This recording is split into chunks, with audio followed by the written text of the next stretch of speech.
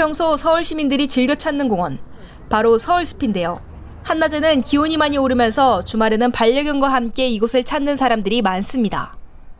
강아지는 사랑하는데 날씨가 좋으면은 맨날 나와요. 하루에 2번, 3번씩 꼭꼭 나와요. 저도 운동되고. 국내에서 반려동물을 키우는 가구는 4집에 1집꼴, 인구로는 1,500만 명이 키우는데요. 하지만 반려동물을 유기하는 사례나 학대 행위가 계속 늘고 있는 것이 문제. 유기 행위만 보면 지난 2017년 10만 건에서 2018년에는 11만 8천 건, 2019년에는 13만 3천 건으로 해마다 늘고 있는데요.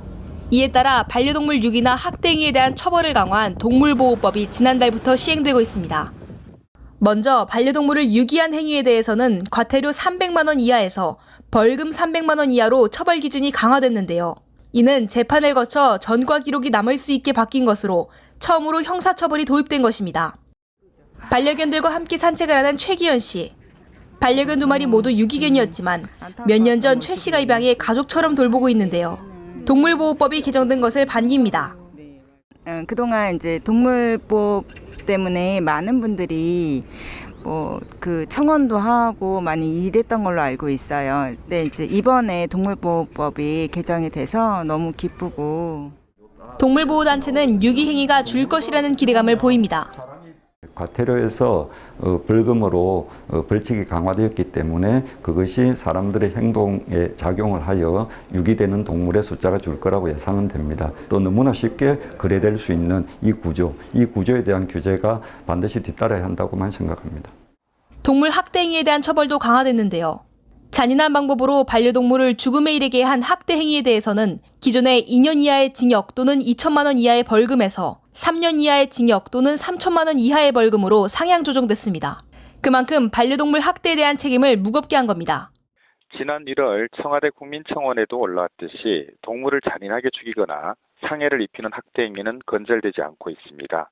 동물을 학대하고 유기하는 행위에 대한 처벌을 강화했습니다. 동물보호단체는 법적 처벌 못지않게 반려동물에 대한 세심한 관리가 중요하다고 지적합니다. 사실은 그냥 무심코 어릴 때 나일론 목줄을 사람들이 걸어놨던 건데 그 아이가 크면서 이제 생명까지 위협하는 그런 목줄이 되어버린 건데 그러니까 그런 것들을 사람들이 좀 경각심을 가졌으면 좋겠거든요. 동물보호법이 강화됨에 따라 반려동물을 키우는 사람들은 앞으로 안전조치에도 신경 써야 합니다. 일단 공동주택에서 반려동물을 키울 때 주의해야 하는데요. 아파트 승강기에서는 반려동물을 직접 안고 있어야 합니다. 또 내년부터는 반려동물과 외출할 때 목줄 길이가 2m를 넘지 못하도록 제한되는데요. 반려견에 목줄을 착용하지 않는 등 안전조치를 위반하면 최대 50만 원의 과태료가 부과됩니다. 특히 안전조치를 하지 않아 반려견이 사람을 다치게 하거나 숨지게 하면 3년 이하의 징역 등 처벌 대상이 됩니다. 우리 일상생활 속에서 빼놓을 수 없는 존재가 된 반려동물.